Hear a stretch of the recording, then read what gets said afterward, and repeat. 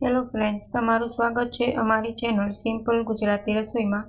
તો આજે આપણે બનાવવાનો છે ઇન્સ્ટન્ટ નાસ્તો, તે પણ ખૂબ જ હેલ્ધી અને ટેસ્ટી।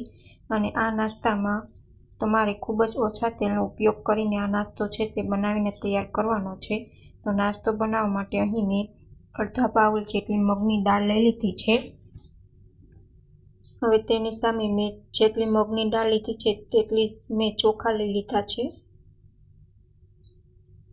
અહીં મગની દાળ મેં ફોતળાવાળી લીધી છે। તમારી પાસે જે પણ ફોતળા વગરની કે ફોતળાવાળી દાળ હોય, બંને દાળનો તમે ઉપયોગ કરી શકો છો। અને ચોખા પણ તમારી પાસે ઝીણા કે લાંબા જે પણ હોય તે તમે ઉપયોગ કરી શકો છો। એ બંનેને મિક્સ કરીને સારી રીતના 2 થી 3 વાર પાણીમાં તેને ધોઈને સાફ કરી લેશું। આ નાસ્તો ઇન્સ્ટન્ટ બનીને તૈયાર થઈ જાય છે અને ખૂબ જ ઓછા તેલમાં બનીને તૈયાર થાય છે।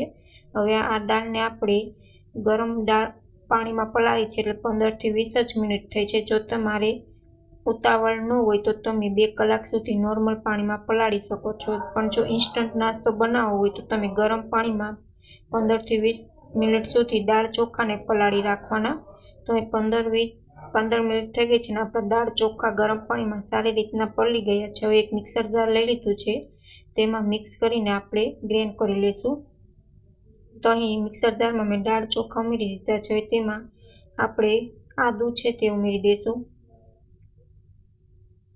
4 થી 5 નંગ આપણે લસણની કળી એડ કરી દઈશું અને એક તીખું મરચું લઈ લીધું છે, તેને સુધારી લીધું છે, તે એડ કરી દઈશું।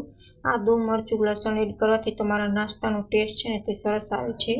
હવે લીલા ધાણા એડ કરીને આપણે દાળ અને ચોખાને ગ્રાઇન્ડ કરી લઈશું અને સારી રીતના પેસ્ટ બનાવી લઈશું।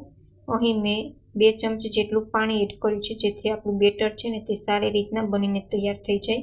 બહુ વધુ પડતું પાણી એડ નથી કરવાનું, તમારું બેટર છે ને તે એકદમ ગાઢું જ રાખવાનું છે। તો તમે જોઈ શકો છો સારી રીતના દાળ ચોખા પીલાઈને તૈયાર થઈ ગયા છે। અહીં બેટર છે તેને તમારે આટલું જ ગાઢું રાખવાનું છે, જેથી તમારો નાસ્તો છે ને તે સરસ બનીને તૈયાર થાય। હવે આ બેટરમાં આપણે કાંદા સુધારી લીધા છે તે એડ કરી દઈશું। તમે અહીં કાંદા એડ કરી શકો છો, ગાજર છે, ટામેટા, તમને જે પણ વેજીટેબલ પસંદ હોય તે એડ કરી શકો છો, પણ ખાલી કાંદા એડ કરશો ને તો પણ તમારો નાસ્તો ખૂબ જ ટેસ્ટી બનીને તૈયાર થશે। હવે સ્વાદ અનુસાર મીઠું એડ કરી દીધું છે અને લીલા ધાણા એડ કરી દીધા છે અને સારી રીતના બેટરમાં તેને મિક્સ કરી લેશું। તો નાસ્તો બનાવવા માટે આપણું બેટર છે ને તે પરફેક્ટ તૈયાર થઈ ગયું છે। અને આ નાસ્તો ખૂબ જ હેલ્ધી છે, કેમ કે મગની દાળનો નાસ્તો બનીને તૈયાર થયો છે। મગ છે તે આપણા હેલ્થ માટે ખૂબ જ સારા હોય છે, પ્રોટીનથી ભરપૂર હોય છે મગ। જો તમારા બાળકો મગ નથી ખાતા તો તેને તમે આવી રીતના નાસ્તો બનાવીને ખવડાવશો ને તો ખૂબ જ પસંદ આવશે। હવે એક કડાઈ લઈ લીધી છે, તેમાં 1 ચમચી તેલ ઉમેરી દીધું છે, તેમાં અડધી ચમચી રાઈ અને મીઠા લીમડાના પાન ઉમેરી દીધા છે।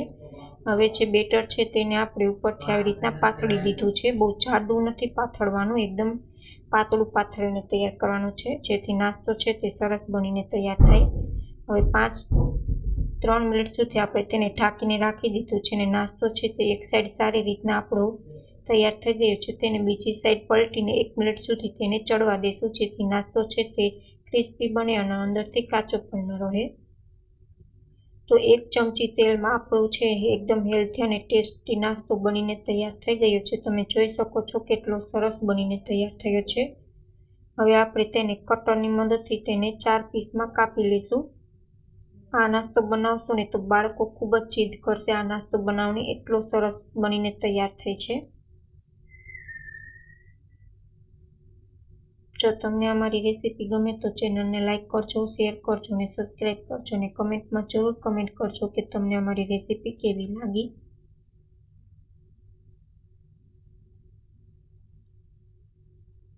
તો અહીં ફક્ત 15 જ મિનિટમાં આપણો દાળ ચોખાનો નાસ્તો છે તે બનીને તૈયાર છે।